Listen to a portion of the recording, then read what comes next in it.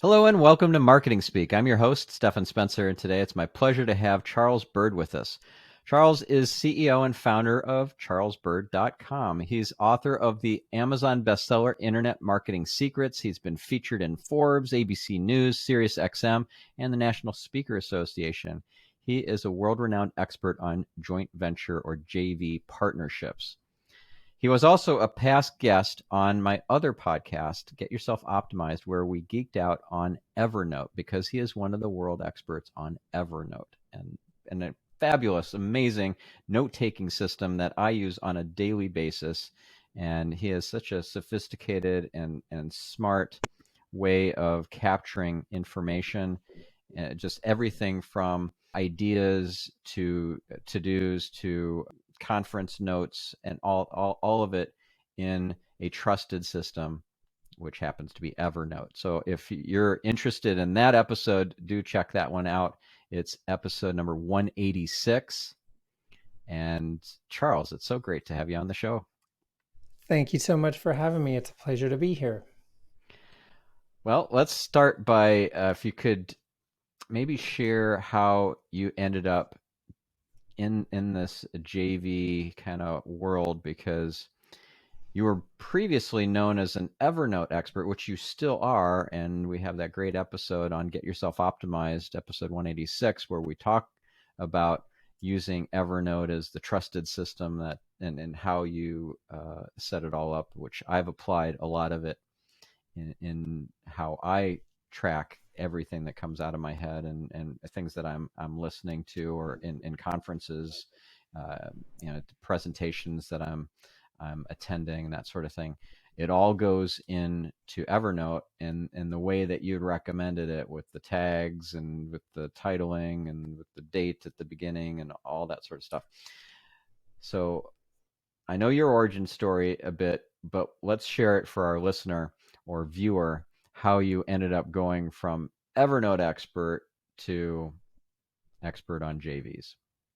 Sure. So I'll go one layer deeper and explain this trajectory. So I started in the Silicon Valley, worked 15 years, starting on a help desk at a software company, ended up as a director at $1 billion software company. And I wanted a taste of that entrepreneurial freedom I read about in books. And so when I left there, I created my first product, which was a low ticket productivity course, the Evernote course of which you fondly speak of.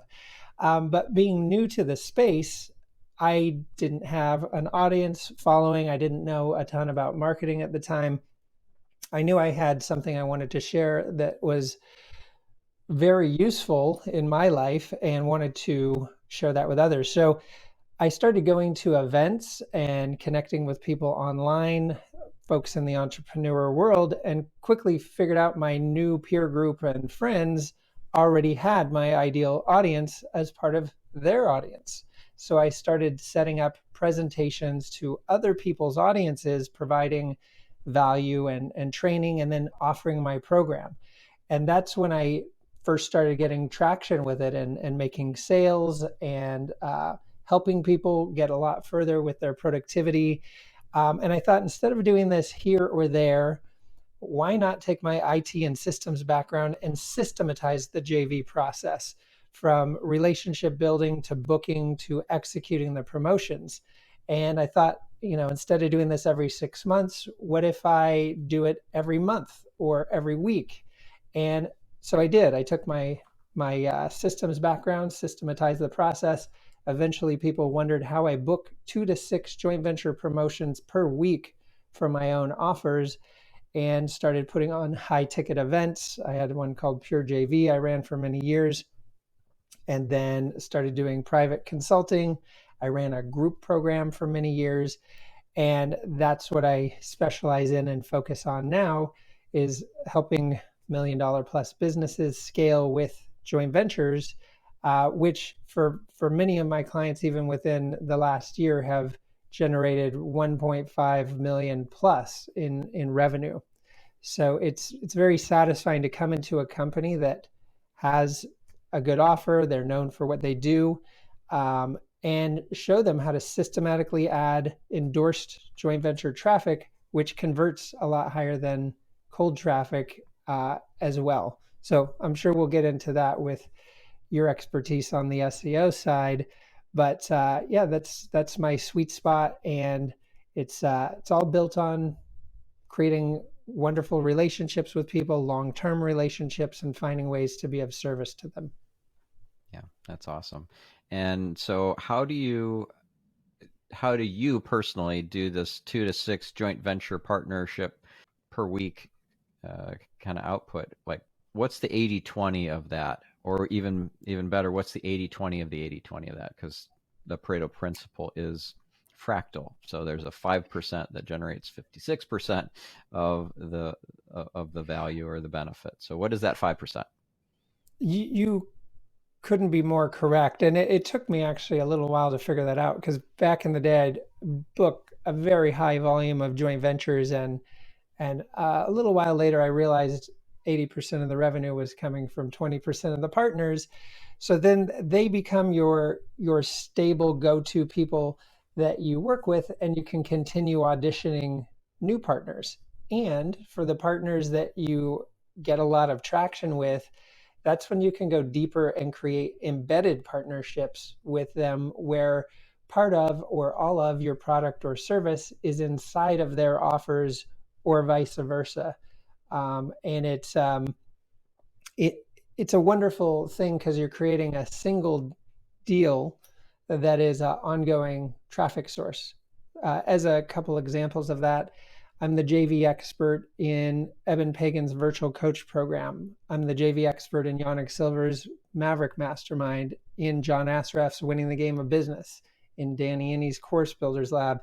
In all these programs, uh, the idea of joint ventures and the high level of how to go about it and best practices are featured there, which becomes an ongoing traffic source. And I've many clients who've done the same thing to great success by creating those embedded partnerships. Um, and after you get a momentum with it and a rhythm to it and known for it, the JVs kind of just come to you. It stops. I mean, anything takes a certain amount of effort, but basically any call you get on, you're lining up a JV. And so it makes it relatively easy. As with anything that you're good at, it becomes quite easy. And that's what Mm, we help people do in a systematic way. Like when you look at my site or my SEO details, it's easy for you because you're damn good at it. So I show people systematically how to build the skill set and the framework to execute it and simply snap it into their existing business. yeah, yeah. And for a listener who doesn't know the context of what you were just saying, I went over your website with an SEO lens and conversion lens last week, I think it was, and gave you a bunch of tips. So It's true. that's why that comment. Yeah. Anyway, so what would be kind of a not foolproof, but a kind of tried and true approach to identifying the the 20% or the 5% of the potential JV partners? Let's say you've got a big spreadsheet and you don't want to waste a bunch of time with low value relationships. You want to go straight to the big ones. How do you identify which ones are going to be the best ones? All right. Well, I'll start with the fact you don't know until you try, although there's certainly some indicators that you'll want to pay attention to. And I will preface what I'm about to say with the fact that your listeners and each of us are at different levels of what we're doing. And that also has a lot to do with who you can and should be partnering with. As an example, if you happen to be brand new to business and you have a untested offer, you can't go JV with the biggest people in the industry because you need to build your way up to that, which honestly is a good thing because by the time you are working with them, you have an offer that converts well, you know exactly what you're doing, you know what the objections are going to be, and so forth. But getting back to some of the basic indicators, um, in general, and there's certainly exceptions, but I I wouldn't book a joint venture with anyone with a list of less than 10,000, um, because it's a numbers game. When they do mail their list of 10,000, which depending on who you are listening to this, you might think that's a large list or you might think that's a tiny list. But as a numbers game, only a certain number of people are going to open that email or see it. Well, see it first, open it second. Only a certain amount are going to be interested in it and click on it and register for a training. Only a certain amount of those are going to show up, and only a certain amount of those are going to convert. So, being a numbers game, step one, you want to make sure there's really strong, legitimate audience alignment, like something that just goes together like peanut butter and jelly. As a simple example, if someone is helping their clients create courses, what's the next thing they need after they have a course? They need traffic, and they have three different paths to choose from. They could do content marketing, SEO, they could pay for traffic, or they could do joint ventures. So when I come and present in those groups or communities, I have something specifically they need next to be successful with what they have. So that deep alignment where it truly does make sense and help people go further together, you want to identify that. You want to, as I was alluding to, make sure they can get enough people there to make it worth your time and their time. So it can be tempting in the beginning to just line up anything that you're able to, but you want it to be useful and productive and create revenue for them and yourself. So it's good to be mindful of that. And then, as I was saying, testing. I've landed really huge partners that would make people drool. It doesn't mean they performed well.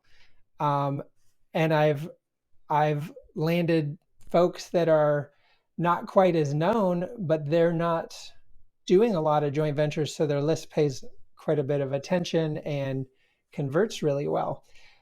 And the beauty of it too is, as you get good at this and you are able to work with bigger and bigger people, it makes it really easy to book everyone else because you have the credibility and track record to back what you're doing. Yeah. And do you think that it is essential for the JV partner to receive 50% of the revenue, or is there? Definitely not. Okay, good. So tell us more about that. Yeah, so I'll give you a general breakdown, and of course, there's nuance to these things, but when you have a purely digital course, like my original productivity course, it was just a digital program. Um, I always paid a 50% commission on that because my effort to fulfill on it was very low. It was maybe responding to a few uh, emails back and forth for customer support, for example.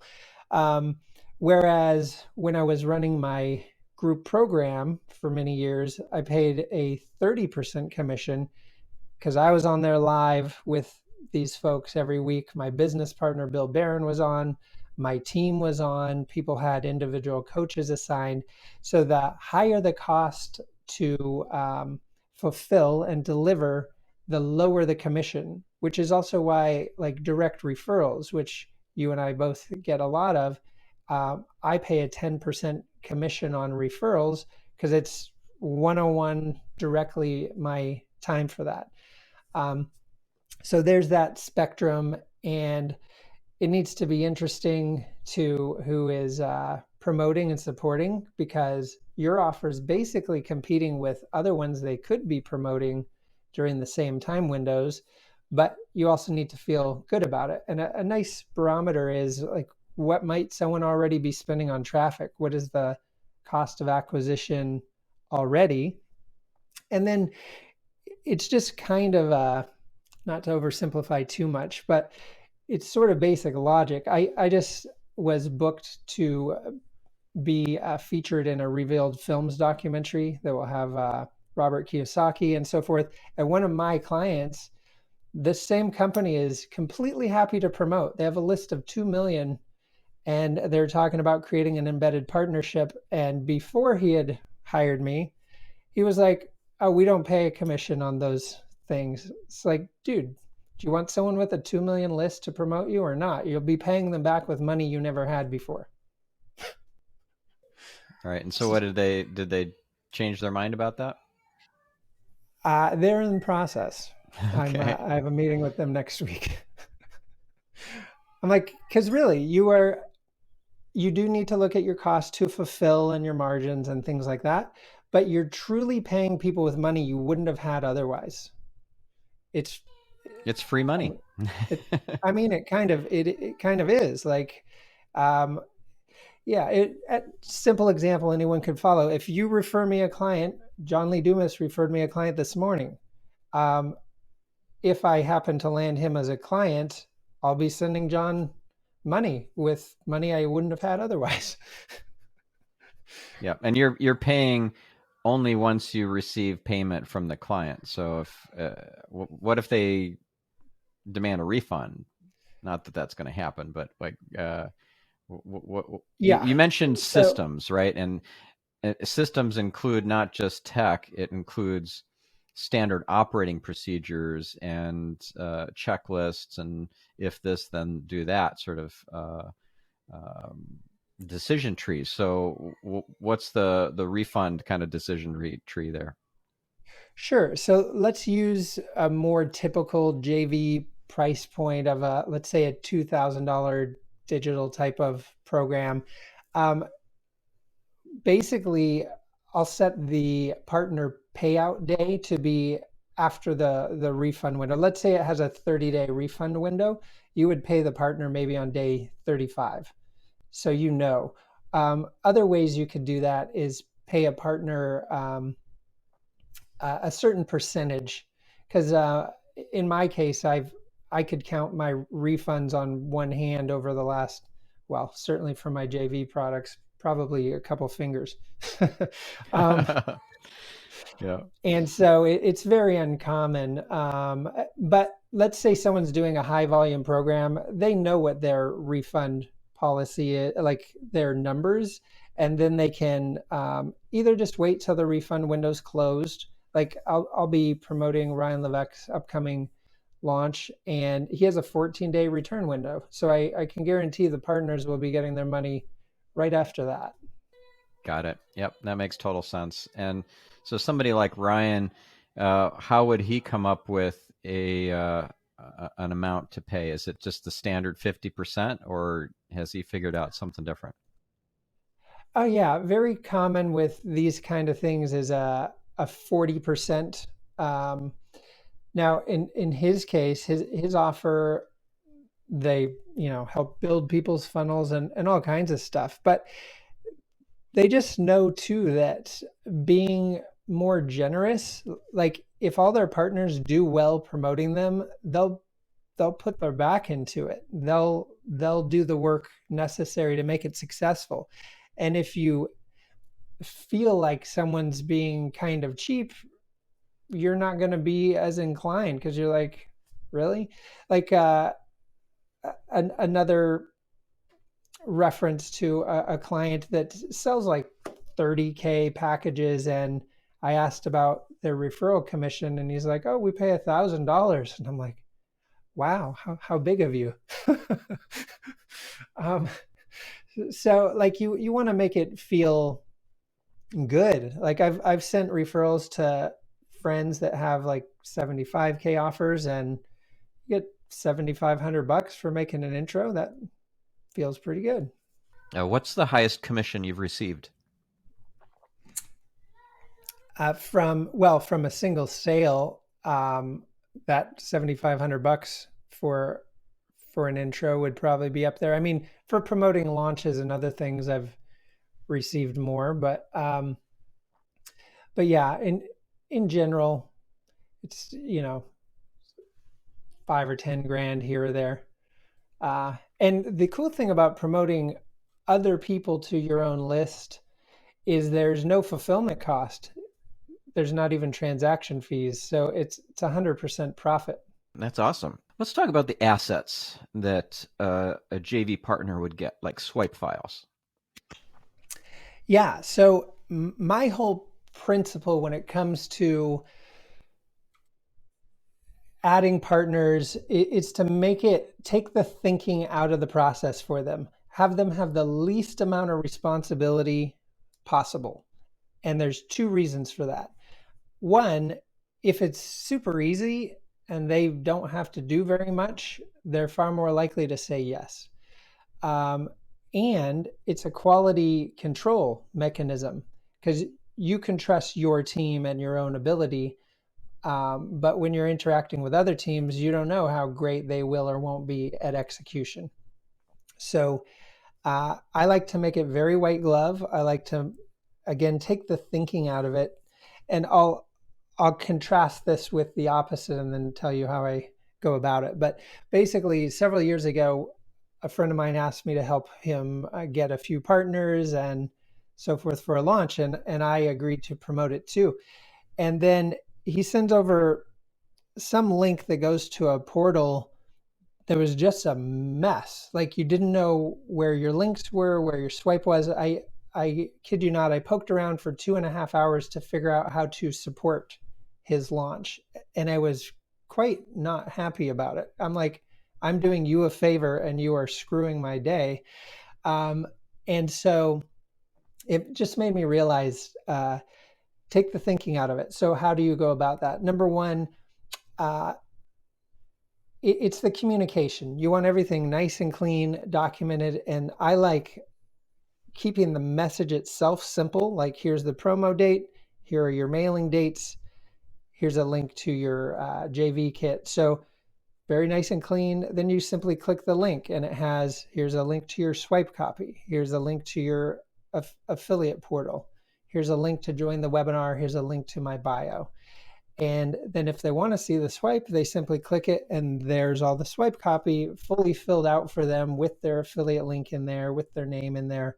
Again, to take the thinking out of it for them. So it's not overwhelming. You just see a basic menu of options, and they link to what you're going to need. And so for those listening, this is the JV kit. These are the assets you share with a partner so they are able to promote you. You're giving them emails to send that they can customize if they'd like. But point being, um, I remember one of my very first JVs ever. I get the thing booked, and he's like, "Okay, well, you're gonna send over the swipe copy." I'm like, "Swipe copy?" He's like, "The emails to send to my people." I'm like, "Oh, sure." Start writing up the emails. Basically, you're not expecting them to go write a bunch of emails to their people. You're supplying them the resources to frame up the topic, what it's all about, what benefits people are going to get out of coming to your training, and so you make it again very easy for them, and that's the whole point of it. Yeah, and how many emails would be best practice for a JV partner to send out, and at what timing?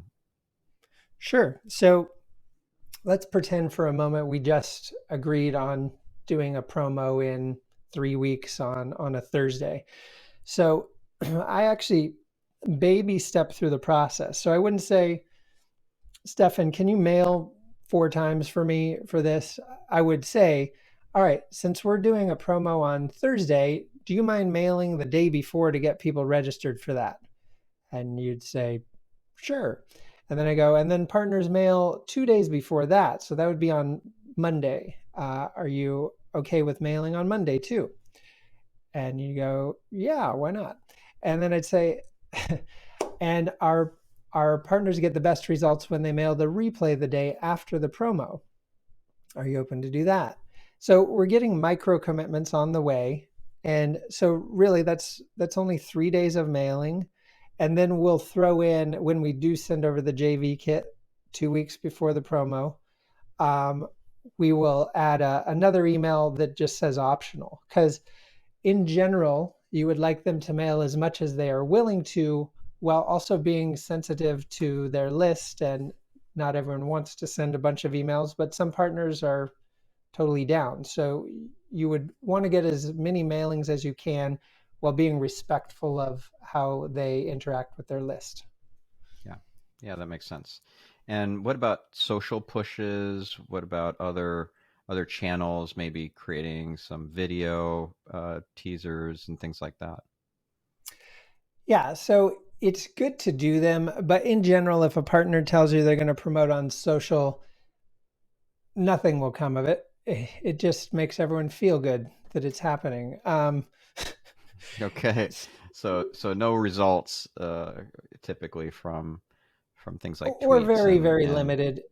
If someone tells you, "Oh, I've got a Facebook group with this many thousand people," cool. It's not going to do much. got it. Got it. What about when it comes time for the event, whatever it is it typically like a webinar? And if it is a webinar to promote the $2,000 digital course or whatever it is the JV partner expected to be on that webinar introducing the subject matter expert, the person who's selling that $2,000 course, and do they need to stay throughout and be kind of the host of the Q&A portion at the end, uh, picking the questions out of the chat, that sort of thing? Like how involved does this have to be? Okay, so there's the question of have to be and best practices. So Okay, yeah, yeah. best practice, you want them as involved as possible. It doesn't mean their job's hard. It means they show up at the top of the webinar with you, uh, welcoming people, creating a nice cozy environment, and and then transferring their relationship with their audience and their authority over to you. That part's actually very important because this is where the warm traffic comes from. This is an endorsement and a transfer of authority, and the more it's built up, the better. It would be like if I was having you present to my audience, I'd note how long we've known each other and how phenomenal you are at SEO and the fourth version of your book and how I had to twist my arm to get you there, because the more excited I am about having you there, the more excited they're going to be, and they're going to pay attention and listen more and engage more. And then ideally they do that intro, usually just like reading your bio after they edit it, and then and then they'll drop off camera, but occasionally they might come in with a supporting point. Or the typical thing is you go through a high value training, you get to an offer, and then after you make the offer, they come on and just share their true thoughts about how they feel that will support their people, or if they've worked with you, explain the results they've gotten from working with you. And that, again, it's an endorsement of you and the offer itself, and that greatly increases conversion. Um, so that's the best practice. If someone's on, like I presented to a doctor's audience, Dr. Isaac Jones, and he was on vacation, and I presented in his 50K group and then his 25K group, and other than a basic intro, I ran the group and did the presentation. Um, so sometimes that's what you're dealing with, uh, and kind of in that kind of situation, if you know someone's going to be on a flight or they're just not around, you could even have them do a video introduction that is played at the top of the presentation, just again to seek that transference of authority and turn it into warm traffic versus like, who's this guy? Yeah, that transference of authority is very important. It has to happen on stages too. When we're talking about a live event, in person event, and whether it's a pitch fest kind of event or it's purely informational, educational only with no offers being made, you have to have that transference of authority.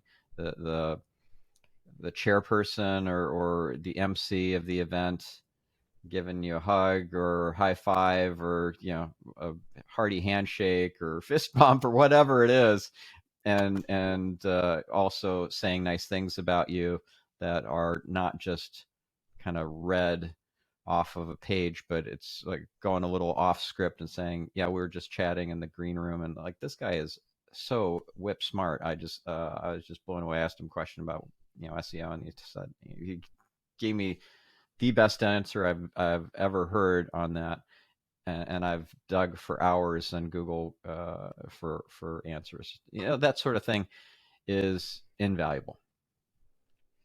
Yeah. Yeah, makes a big difference. And that is one of those shifts to warm traffic. I'll give you a very simple example of a comparative example. It's let's say there's someone you're trying to get on their radar, and you just ping them maybe through Facebook Messenger, or you just shoot them an email. You're coming in on their radar at like a 1 or a 2, or maybe a 0. Um, Whereas if you get an introduction from one of their friends, I mean, then you're coming in at a 7 or 8 on their radar. One of my clients who I started working with last year, we have a meeting later today. I've helped him generate 1.5 million since working with him. John Assaraf introduced us, and my phone rang immediately after. He's like, "John said I should talk to you." Like, if I would have reached out to him, I probably would have still never talked to him, because there's that deep transference of authority. They have a strong relationship. They're saying you should talk to this person. They can help you, and that's exactly what's happening at the top of the presentation. Hmm. Yeah, that's awesome. Now, you have this, uh, I don't know, like you have this knack for picking the right person to introduce another person to at the right time, in the right place, and in the right context.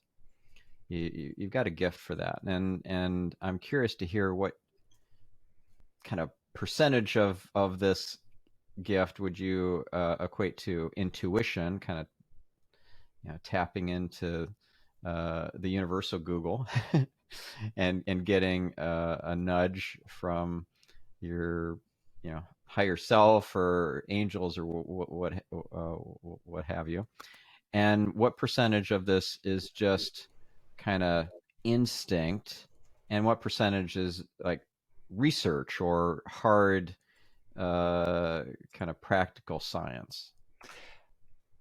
That's a good question. I haven't had it asked that way, so it's cool. What it is, and I would preface this with, I was not always capable of this or like this. This was a learned skill over a window of time. And so it really has to do, to start with, of listening to people, listen to what they're good at, who they serve, what are the outcomes of working with them. Um, and then it's also a matter of listening to what people are trying to accomplish. Because as they explain what they're doing, who they serve, what they're working on, it's simply connecting the dots for others. So, um, as an example, there's a guy I met at a mastermind a few weeks ago in Cabo, and he's a speaker, he's a webinar expert, um, and one of my new clients, I just onboarded a new client yesterday, and he needs to create a webinar. So there's a need. Here's someone with that expertise. And it's simply drawing that dotted line in your head and going, hey, I know who I can connect you to. So it could be a specific need like that. Or as someone describes their ideal client, maybe you know someone with that exact scenario. Um, so it's a matter of, depending on who you're talking to, they will state different needs, or who their ideal clients are, or things of interest to them. And then you can think, I of course have this in my head, but I also have a tool called the brain that is a dynamic mind map where I have all these different experts in different verticals of industries. So if I don't immediately think of someone, I can simply look there because I track them. Um, so just as an example from yesterday, when I jumped on that call with John Lee Dumas, he mentioned he's into crypto, and so I was like, hey, my friend Brad Hart has been. He says hi, by the way. Brad says hi Okay. to you. Um, Hi back.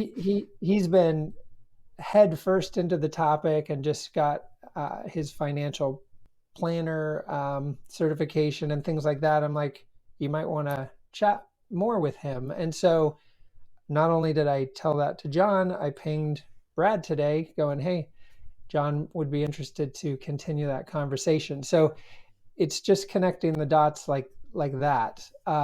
So it's kind of listening, logic, and stepping back for a second to just see what people really need. Uh, they don't all have to be interest to people. They could be introductions to communities or tools or resources or ideas. The way I like to think of that is look at your superpowers. What are ways you can serve people? In my case, it's connections, JV strategies, and systems. In your case, it's SEO and website design and different elements to increase conversion. Um, and it can even be things that are our hobbies. I have a client in Florida who saw a picture of me on my website riding a one wheel, and he's super interested in it and was asking all these questions. So you can provide value to people in a whole array of ways, from your professional skills to your passions to your connections, hobbies, any of the above. So you're talking about a unicycle? You ride a unicycle? Well, I have an electric unicycle, but I'm referring to the one wheel, which kind of has a snowboard stance. It's more like I got it. there's both of them in the other room, and me and my whole family, including my wife and two kids, and my brother and his wife and kids, we go like cruising through downtown Napa or Sonoma or wherever on those. Oh, that's fun. Now you mentioned the brain. You're not talking about like the human brain. You're talking about thebrain.com, that digital That's right. tool for capturing kind of mind mapping connections and information. Right, because as I meet someone, let's say you and I just met, uh, I would add you to that as a as an SEO expert, what communities we're both in together, like Genius and JVMM and others, because then I'm creating this web of associations. And most of that you can do in your mind, but to some degree that will tap out. Yeah. Now I'm curious to hear what you think about this. I have this sense that the chance meeting in Cabo with that webinar expert right before your client needed a webinar expert was not chance, that it was synchronicity. What are your thoughts? Well, then there's synchronicity going on every day, everywhere. um, I I kind of think of it through the lens of statistics, and it can be random. I can talk to someone with a really great skill set and then talk to no one else who needs that for months. Or I could talk to someone who I send, you know, 10 referrals in 3 months because everyone needs what they have as I'm speaking with them. And I'll also raise different people up as options when I see an opportunity. Let's say someone's hiring me to get more traffic. They might be interested in additional traffic sources too. So I might bring up you. In fact, I did on a sales call. I think I was hiring you anyway, but he carried on with that. So it's when you see someone has a need, you look at the various ways or people that could be filled, and then I'll voice those. So as far as I, I kind of see it more like the chance of who you would be talking to and what their needs are. But there is certainly some level of synchronicity because this is happening perpetually. Yep. One thing I find happening a lot these days is getting I don't know, a nudge or a sense for uh, reaching out to a certain person that I had not thought of or had communication with for months or even years, and then they turn into an immediate SEO lead, or they turn into, somehow I provide assistance to them that was really valuable. Like, I don't know, it seems like it's happening more and more, and I get these emails back that like, oh, this freakiest thing. I was just thinking about you, and this is somebody that I hadn't talked to for 10 years. Yeah, I met a guy, artist, a long time ago. He called that space phone when you're like, Yeah, yeah, think, yeah. That's right. Space phone. I like it. yeah, that stuff does happen all the time. One other technique I like to utilize, and I'll just tell the brief backstory. I was at an event several years ago and syncing up with a friend for several hours. And then when we were leaving, he's like, if I ever come to mind, just ping me. And I was thinking, dude, what if you're in a dinner with your kids or in a webinar? Like, it just seems weird to do that. And but for whatever reason, I'm like, I'm going to do that with basically everyone. So when people come to mind, I'll shoot them a message, or I'll just, they're coming to mind for a reason. Something reminded you of them. Maybe you just talked to one of their friends or clients. Maybe like I'm into technology, so maybe I got a new toy and I want to mention it to someone. And Oh, the remarkable tablet. I love that thing. yeah, like this was my prep for yesterday's call with John. And anyway, just by staying in touch around things or people or topics of interest, you're maintaining relationships. You're coming up with good intros for people. You're sharing things of value, which keeps relationships strong, especially over time. Um, and it's forget the name of the book, but it's digging the well before you're thirsty. Maybe that's the name of the book. um, in any case, it just and also you could ping someone for just some small thing like this. In fact, my client Kane, who I'm meeting with later today, he's also into music and photography and stuff like that. So I'll just send some video I made snowboarding, and then he's like, "Hey, do you want to come present with Kevin Harrington and Mike Koenigs and Roland Frazier and this thing?" I'm like, "Sure." Like, I wasn't communicating with him in hopes of anything, but when you're in touch with people, cool things come out of it. Yeah, absolutely. And I know we're getting close to time here, so I wanted to ask a couple more questions before we wrap up. One Sure. is, what's the difference between what you do and what you teach and help people with, and setting up the systems for the whole JV partnership thing, and affiliate marketing? Yeah, so I'm going to oversimplify a little bit, but the way I think of affiliate marketing is, let's say there's some product or promo or SaaS product, something like Mike Filsame's Groove platform or ClickFunnels or something. Kind of anyone can go sign up as an affiliate and share that with people. There's no relationship. You're just going to a site, grabbing some assets and doing whatever you feel like with them.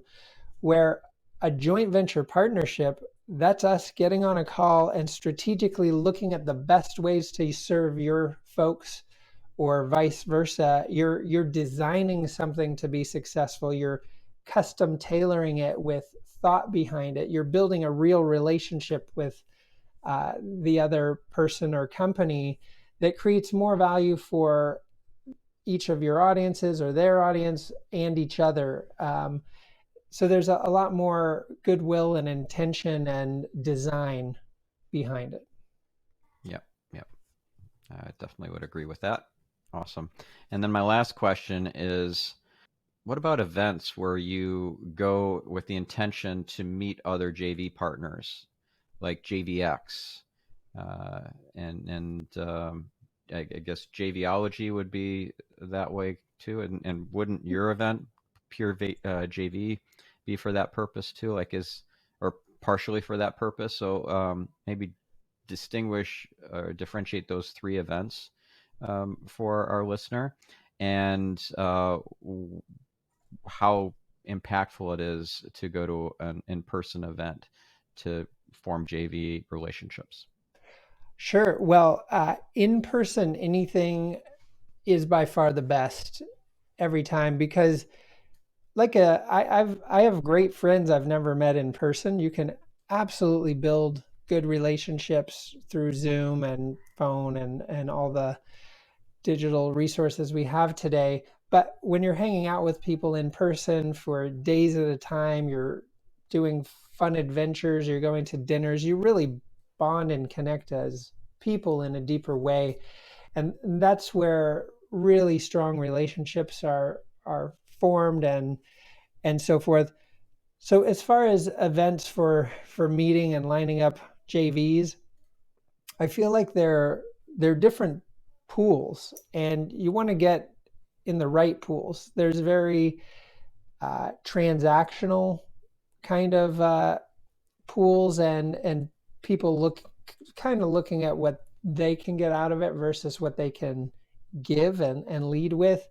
And so you want to be in communities where people are truly looking out for each other and supporting each other. I'm a fan of JVology, and Jay and I are really good friends. And my event, although it a pure JV events, they weren't engineered for people to find partners there, but inevitably they do because we're showing them how to JV effectively. Um, so but you can do this at any type of event. In fact, when I go to any event, I kind of have some pre set up buckets of the types of connections with winning outcomes. So, intros I can do for people, potential private clients, potential JV partners, potential stages or podcasts, um, and then just kind of a random other topic. And I literally have these categories. So as I meet people at events, I know who to be following up with on which topics.